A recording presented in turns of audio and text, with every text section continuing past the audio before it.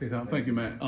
Haven't been able to see you. I just want to share something before I pose my question. I kind of shared it with you privately upstairs, but I just want to acknowledge you publicly for the role you've played in being a leader throughout the campus crisis that was rooted in mental health. Your evolution has been amazing, and when I talk to students on campus, they often reference you and how you've helped them. So I wanted to just share that personally. As you say, hats off. But as we look into the MHSAA descending that's about to happen, all these kids are going to be up here playing some of their last basketball, girls and boys. What message do you have for them, the parents, the teams, to take in this moment? They don't have 12 great graduate assistants to work on things, but just what message can you give them to make the most out of this? Well, it's great, and it's great of you, and in your profession, you understand what we're talking about with the mental health issues and all the things that go on.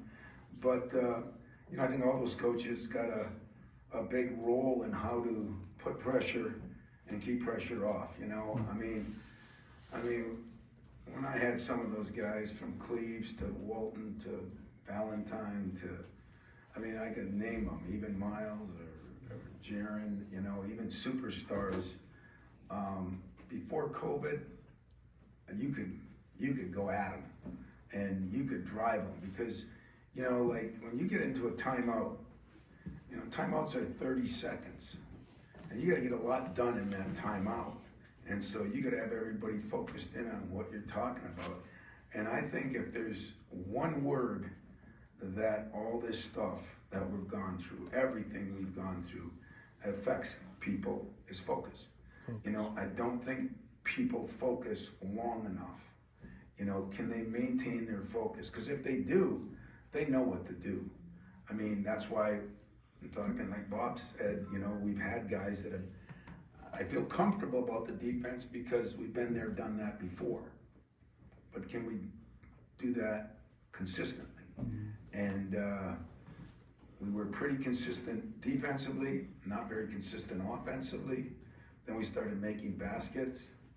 I think guys got more dates. I think they got more applause. I think they got more things on Twitter. So they all felt good about making shots and they forgot to guard somebody. And so that's been really the battle cry is, why can't we do both? Well, to do both, you got to focus 20 seconds on one end and 20 seconds on the other end, or 30. And that's kind of what we're going to work on tomorrow, what we're going to work on film sessions. I got to figure out some motivational films. We got to come up with something because if we hadn't done it before, I would be scared to death because I know you don't win without your defense in an NCAA tournament. It just doesn't happen. You might win a game, but you aren't winning a series of games. And yet I feel comfortable that, we have done it. We just got to, find it and convince them that the consistency of this will make you have a memory-making experience. So for those kids, kind of got away from the question. That's okay. Those kids, I'm just big on memory-making moments.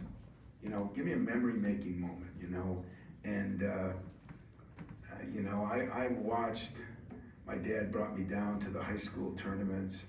They were in Ann Arbor, in fact, and I watched a guy named Charlie Coles, who I loved to death, and Coach Saginaw High, and the way he handled some things, and Bobby Chapman, who played here and unfortunately just passed away. And I learned so much. So I think you can learn much playing, but you can learn a lot watching. And when you get to these tournaments, I hope people come to this place and give these kids the opportunity of big crowds like it used to be, It's kind of not the same, and we got to get it back to that. And that's why I did what I did today. We got to find a way to get things.